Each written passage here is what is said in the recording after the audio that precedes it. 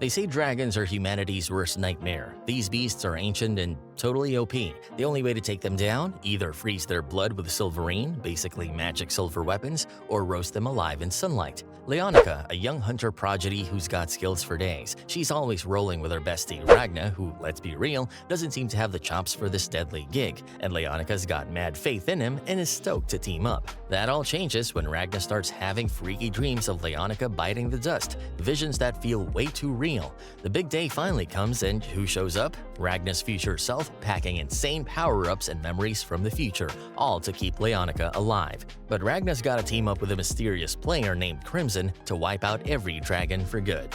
Ragna busted his ass to become the top-tier dragon slayer, but it still wasn't enough to save his people. During a big fight, he messed up. Leo, the goat dragon hunter in Ronbar City, swooped in and saved his bacon. She smoked the dragon and told him to keep his head in the game. Ragna was low-key obsessed with Leo, even snapped a pic of her. Dragons! Yeah, they could be KO'd with silver or sunlight. The next day, Ragna and Leo chilled while the dragon got roasted by the sun. Leo, being the badass she is, nailed it with a silver dart to freeze the beast's heart and kept it as a trophy. They hit up the guild hall where dragon hunters get their bag. Over dinner, Ragna promised to hook Leo up with some meat. Then this dude Sykes rolls up and throws shade at Ragna, saying he's just Leo's sidekick. Turns out, Sykes is the second best hunter around. Leo couldn't care less, which made Sykes big mad. They scrapped and Leo put him in his place. She then dropped the bomb. She wanted to be the ultimate dragon slayer and asked who was down to join her. Only Ragna stepped up. Later, Ragna was grinding while Leo was catching Z's. An old dragon slayer came through and told him he was gonna flop and lose Leo. Ragna was spooked by a vision of Leo biting the dust. Next day, Leo was like, "Where's the meat?" Ragna said the diner stuff was trash, no veggies, no deal. He kept training, still shook by that vision. At the guild hall, hunters were whining about the lack of quests. Leo was like, "No dungeons, no quests," and Ragna was like, "Girl, you need a haircut." Ragna, pissed off, punched a tree. Sykes and the other hunters found out the dragons were headed east. At the diner, Leo saw Ragna looking dead tired and suggested hitting up a pastry shop in the city. Ragna asked how he could step up his game, and Leo told him to chill. She believed in him. Flashback time, dragons murked Ragna's parents, and folks said he was cursed. Then, Leo took down a dragon and asked Ragna to roll with her. Ragna promised to stick by her side no matter what. A new quest dropped. Dragons were wrecking on a pier. The city was on fire, and Ragna was straight up terrified, begging Leo to bail. Then this dude with blade blood showed up and started taking out hunters. Ragna tried to save Leo, but got yeeted into a river. Leo fought the dude, who turned out to be Ragna's future self. Future Ragna warned that if Leo croaked, Ragna would lose it. Future Ragna was like, "I'm OP, but I got no one left to protect." Ragna, desperate, accepted some shady new power, but got iced by his future self. Literally, ice spread from his wound. Meanwhile, Leo was throwing hands with Grimal, a big-time villain. Ragna, now supercharged, bodied Grimal and saved Leo. In another dimension, future Ragna and some mystery chick were watching, talking about how Ragna's power came with a price. Back in the real world, 6 cities got wiped out. Ragna, just happy Leo was still breathing, suggested they dip out of the kingdom. Sykes was sus about who Ragna really was. Ragna passed out as the ground started rumbling, while Leo and Sykes geared up for whatever was coming next. In a forest, a dragon named Temrugtaf, or Megurubude, but we'll call him Tem instead, attacks. A nervous chef serves him a meal, but Tem says it's not good as human meat. He eats the chef and 2 women, claiming he can now eat anyone in the kingdom because of a command from God. Sykes moves through the forest, freezing the roots of plants while searching for the dragon. Leo struggles with the roots, but sees that Ragna has been captured. When Ragna wakes up, he freezes the roots and heads towards the dragon, leaving Leo behind. Ragna finds Tem's lair and defeats him with a kick. Very impressive. He remembers a curse that showed a future where dragons kill everyone he loves. Determined to change this, Ragna decides to destroy all dragons. Ragna meets a girl who says her name is Elisa, but he recognizes her as former dragon monarch Crimson. He thinks she gave him his power. Elisa is about to join Ragna but slaps him when he calls her a man. Leo arrives just as the dragon reappears. Ragna throws a bomb that turns the dragon into ice. When Leo insists on staying, Ragna knocks her out to keep her safe. Leo wakes up being carried by Sykes. She remembers Ragna's decision to leave, which confuses her. Elisa sees Ragna's determination but stays to help when he gets a fever. In the future, Crimson is impressed by Ragna's power but gets killed. She reappears and offers to team up. In the present, Elisa helps Ragna and sees his potential. She gives him her swords and he defeats a group of dragons easily. Elisa, revealing herself as Crimson, makes Ragna drink her poison to prove his commitment. Ragna does it, showing he is serious about fighting the dragon monarchs and their god. After squashing the beef, Crimson had a wild idea. She wanted Ragna to finish her off, but instead, they teamed up. Crimson's slimes, now in human form, weren't having it. They came at Ragna, accusing him of dissing their master. Even though Ragna was chill about meeting them, the slime was like, "Yo, show some respect." Crimson had to step in and shut down the drama. She asked Ragna about the future, but when he couldn't spit out an answer, she started losing faith. Ragna tried to explain that his memories were all scrambled and needed special triggers to piece together. Crimson wasn't buying it, but Ragna was like, "Trust me, my Silverine battle skills are no joke." Later, some dragon hunters were getting wrecked by dragons, but Ragna rolled up in a truck and handled it like a boss. Crimson hyped him up, introducing him as Ragna the Reaper, claiming he'd offed a bunch of powerful dragons, even though nobody knew who he was. She played herself off as a mage, using magic tricks to mess with people's heads and got them chanting, "Magic is amazing." Then dragon hunter Michael rolled in, asking for backup to take down a dragon. He described it as a tornado with a dude inside. Crimson immediately thought of Tempest, a crazy strong wind dragon, but before the fight could kick off, Ragna straight up collapsed from exhaustion. Crimson took charge, decided to use the survivors for the fight, and even refused their payment like a badass. Crimson laid it on thick, telling the survivors about the pain and suffering of the ones they left behind, making them accept the Reaper's sword. But she didn't sugarcoat it. Survival was a big maybe. When they got to the city ruins, Crimson pulled some serious tricks, opening up an armory stacked with modern weapons. Ragna hooked them up with ammo, while the crew got their training montage on. Crimson pulled a power move, showing off a real curse by literally offing herself and coming back to life. She kept it under wraps that Tempest was using women for his twisted fun, but she still got the dragon hunters geared up. When she started throwing shade at Tempest, the dragon lost it and began chasing them down. Michael worried they couldn't beat the tornado, but encouraged his men. Crimson planned to weaken Tempest by exposing him to sunlight. Michael's men shot bullets that froze the wind because of a special substance, Silverine. Tempest thought they were silver bullets, but they were just regular bullets with Silverine. The tornado shook, but didn't fall. Tempest made the tornado faster and crashed into a wall covered with Silverine. Slime threw Tempest onto a Silverine spear, piercing his heart. As sunlight burned him, Tempest tried to recover but was hit by a truck and kept getting shot. His pride stopped him from turning into a dragon, and he was finally defeated when a dragon hunter cut off his head. Ragna remembered Crimson's words and realized she had seen the bow as a test. The men celebrated, but Ragna knew he had to find Crimson. After the dragons were defeated, Crimson helped survivors and erased their memories. They thanked Ragna, but he said it had been a team effort. Crimson and Ragna heard about another dragon attack near the border. They thought it was a trap and decided to check it out. 5 days earlier, the king had learned that Danir was destroyed by dragons and lightning. He ordered his troops and dragon hunters to avoid fighting strong dragons. An angel named Ultima visited the king, showing him the head of her servant Kamui, who had attacked Danir. Ultima said she was preparing for the country's destruction as ordered by God. The king begged her to stop, but she said it was too late and many people would die.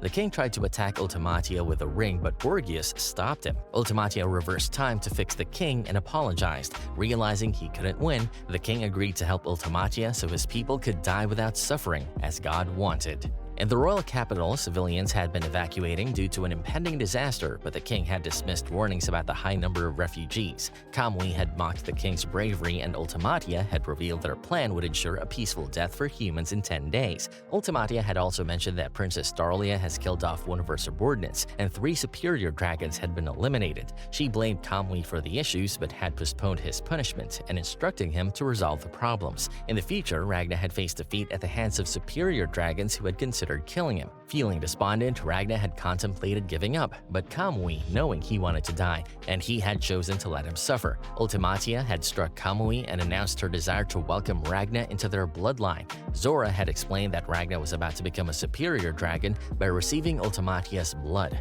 Ultimatia had then stabbed Ragna's heart with a blood sword, promising he wouldn't lose himself as he endured the agony. Ragna and Crimson had traveled by train, with Ragna determined to hunt Ultimatia, whom he had viewed as more dangerous than Crimson due to her role in mass killings. Crimson had anticipated that Ultimatia's top subordinate, Kamui, would soon investigate and had planned to use this as an opportunity for a crucial experiment. Ultimatia had been driven to destroy the country to honor her fallen comrades. In the royal capital, Crimson had guided Ragna through the district while noticing fewer people and suspecting refugees were disappearing. As soldiers had displayed dragon corpses to a cheering crowd, Ragna had become suspicious of a trap and had panicked when he had seen Ultimatia approaching. Crimson had this wild plan to use Ragna as her secret weapon against Ultimatia. She got her crew, Golem and Chimera, on board to help, but Golem was already throwing shade, doubting they could take down someone with time manipulation powers. Chimera wasn't having it though. Crimson, cool as ever, showed them a clip of Ultimatia reversing time, admitting her powers were next level, but not invincible. Meanwhile, Kamui went after Michael's squad, shook that they actually took down Tempest. Michael wasn't fazed, he was ready to snag their silver swords, feeling all kinds of confident. Ultimatia noticed Ragna was looking a little off, but Slime brushed it off, saying it was the crowd getting to him. Ragna, not in the mood for a brawl, decided to sit this one out. Ultimatia, thinking she was doing a good deed, explained she was just helping Slime track down his parents. Then Nebulum popped in, reporting that Borgias was big mad and mentioned how Ragna had a dragon hunter vibe. Ultimatia figured it was time to dip and find somewhere quieter. Chimera and Golem were reviewing the footage like sports analysts, pointing out where Ultimatia's power hit its limits. Crimson, being the mastermind, figured they could exploit that weakness by wearing her down until she was out of juice. She also decided to take care of Nebulum and Borgias, who might mess with her plans. Ragna starts second-guessing his choice not to go after Ultimatia, so he ditched the crew and went solo, ignoring Slime's offer to hit up Crimson. Crimson, still playing Puppet Master, found out from Slime that Ragna had bailed on them. Meanwhile, Ultimatia was out there playing hero, helping some kid reunite with his fam, only to find out they were marked for disappearance. Ragna overheard this and was like, alright, game on. Ragna didn't waste time. He went after Ultimatia, slashing and then decking her as she tried to pull her time rewind trick. But Ragna was relentless, hitting her with a barrage of silver swords, straight up telling her that the best thing she could get right now was to die by his hand.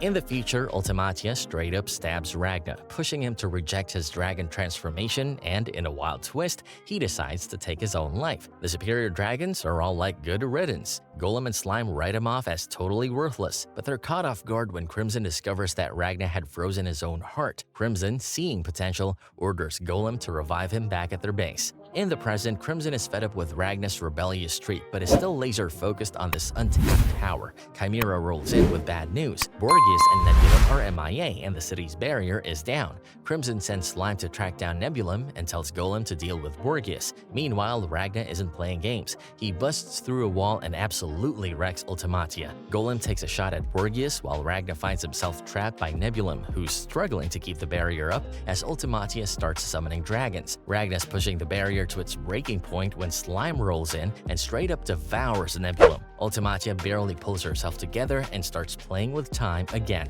but Ragna's too quick, smashing through Ultimatia's body like it's nothing. She's desperately trying to rewind time across the board, but Ragna's got a sixth sense that something's off.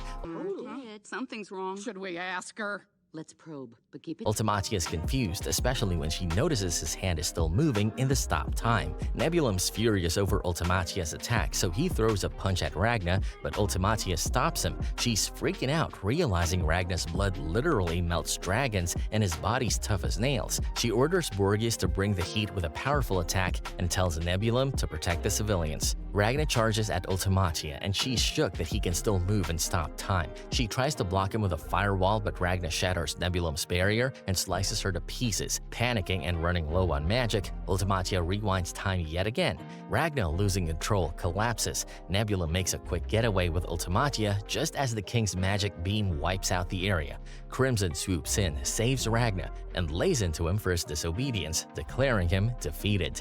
After Ragna had defeated Ultimatia, Crimson, unsure of her abilities, detonated explosive that killed many people. Ultimatia, devastated by the destruction, had considered reversing time but was warned by Nebulum to the risk of running out of magic. Crimson had decided to retreat and had entered her secret chamber. Nebulum, feeling inadequate and he had matured and had tried to find Ragna and Crimson but could not locate them. Crimson had reflected on a past hunt with Ragna and Leo, where Leo had insisted on killing a dragon to prevent future threats. Despite being advised to rest, Ragna had insisted on returning to fight Ultimatia and had attempted to use his silverine bow arts. Chimera had restrained him, and Crimson had noticed Nebulum trying to breach the chamber through a crack. She had ordered Golem to attack Nebulum, but Borgias intervened. Ragna had then broken free and had destroyed the chamber. Princess Starlia and Major Isaac had discovered Crimson and Ragna in a new location after a teleportation circle had unexpectedly brought them there. Starlia, a prodigy with aura sensing abilities, had learned from Isaac that Ragna was too injured to speak but was confirmed to be human. Crimson had agreed to answer questions in exchange for Ragna's medical treatment. Starlia, who had been born without arms but had exceptional abilities, had noticed Crimson's hesitation and talent for detecting lies. Crimson had revealed her dragon eye and had claimed to be a mage from the capital. 7 years back, Starlia had taken out a sketchy general who was plotting a government takeover, sensing his shady vibes with her aura abilities. Crimson, ever the schemer, tried to play Starlia by claiming dragons were hitting the capital and that Ragna was just her pawn.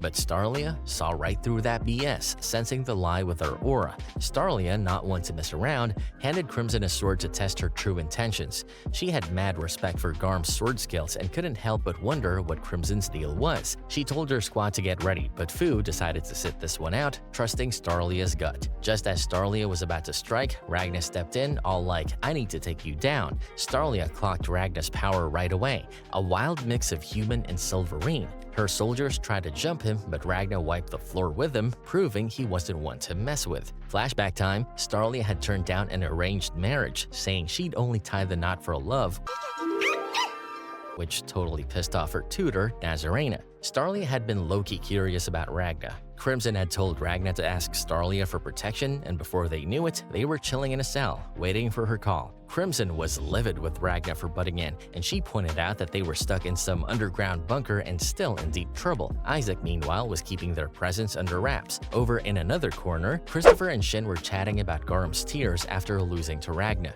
Then Nazarena, all salty, attacked Starlia, accusing her of catching feelings for Ragna and letting it mess with her leadership. She warned that Starlia's focus was crucial for the unit's success. Elsewhere, Ultimatia was having a chat with a dragon god who showed up looking like her sister, hitting her with a big question. Why didn't Ultimatia save her? Ultimatia tried to hit pause on time but realized her powers were glitching out. Starlia called a meeting after noticing that the dragons were acting strangely. They weren't attacking and seemed distracted. This gave them a chance to evacuate 1,500 citizens because their country had fallen.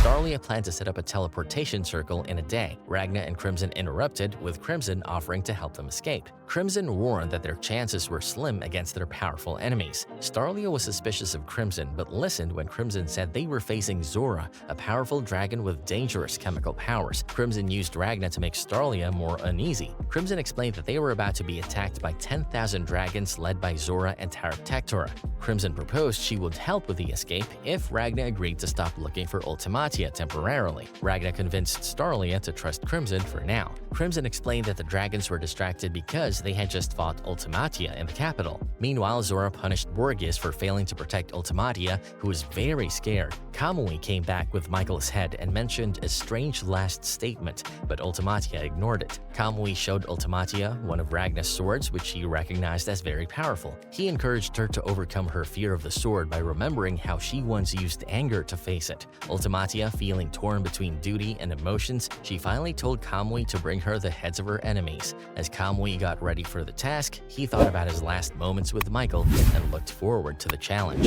Ragna put Silverine on Isaac's sword. Starlia told Isaac to break her weapon, which surprised everyone when it broke. Crimson said it had only a little Silverine, but Ragna said it made the weapon weak and short-lasting. Starlia, sure of her weapon, she told her men to get their weapons infused too. Ragna infused the soldiers' weapons with Silverine, using half as advised by Crimson. He questioned if it was wise and considered fighting the dragons alone due to the hostile atmosphere around him. Shin, the chief swordsman who easily lost to Ragna and vowed to keep trying despite repeated defeats. Ragna met twins Hesela and Greya, who asked if he liked Starlia. He said no, fearing she'd be disappointed by his bandaged face. The twins asked Ragna to infuse their bullets with Silverine. Slime mentioned smelling a dragon, which the twins found cute, but got angry when he compared them to dragons. They took him to a room and shared their painful past and tortured him for his comment. Fu explained that while humans use spell and gestures, dragons use their blood for powerful magic. His team struggled to create a magic circle and worrying it might fail. Crimson offered to help. Zora and Dragon Tectora discussed their past. Zora no longer hated Ultimatia, and Tectora vowed to protect Ultimatia despite her killing his master. In a dragon meeting, Zora revealed their plan to kill Ragna and his friends. He disagreed with Kamui handling Ragna and noted that Ultimatia's powers were uncontrollable. Kamui was assigned to guard Ultimatia despite her original task to kill Ragna, and Ultimatia regretted her decision. Ultimatia questioned who would destroy the country, with Kamui and Nebulum staying with her. Zora offered to handle it, and she instructing the dragons to attack humans while he negotiated with Starlia. Borges would search for Ragna, and Zora advised everyone to stay safe after losing half their members. Starlia wasn't messing around. She set up a sick trap to defend the base from those nasty dragons. Isaac wasn't buying Crimson's flex about offing 3 superior dragons, but Starlia backed her up. She broke it down. Superior dragons were once human, but their freaky abilities messed with their looks. Still, they were a whole mood of danger. Crimson gave Ragna the 411. Don't even think about using those silverine bow arcs. If the superior dragon spotted that, they'd summon Kamui, and that would spell GG for everyone at the base. Isaac was salty when he found out Fu had upgraded their teleportation circle, making his creation look like a total noob job. Meanwhile, the twins dragged to beat up Ragna to slime, and he was feeling majorly bummed out. Crimson dropped some wisdom, telling him to pour his silverine into a weapon for the epic battle ahead. She prepped him for sunset and sent him to Starlia. Starlia took Ragna on a weapon shopping spree, laying out her plan to team up with a sun cult for protection, even though she had ghosted their offer before. She was low-key scared of biting the dust and asked Ragna to take the reins for her if she didn't make it, but Ragna wasn't having it and told her to keep her head up. Starlia hid her fear and doubled down on being a badass commander, even threatening Ragna to get him in line. Ragna, feeling the vibe, dumped all his silverine into the weapons, swearing they'd take the W. Starlia bolted to juice up her gear. Then, chaos hit. Dragons popped out of the royal palace and panic set in. Soldiers, now Zora's puppets, started wrecking civilians. Borges was channeling their blood, while Ragna and Ultimatia were about to sacrifice 500,000 people's worth of it. Zora rolled up on the base, tentacles flailing, while Terratectora zoomed in, causing a massive explosion. Zora was shook, thinking Ragna might have pulled something but wasn't sure. Meanwhile, Terratectora geared up for a showdown, and Ragna was ready to charge in, determined to save everyone.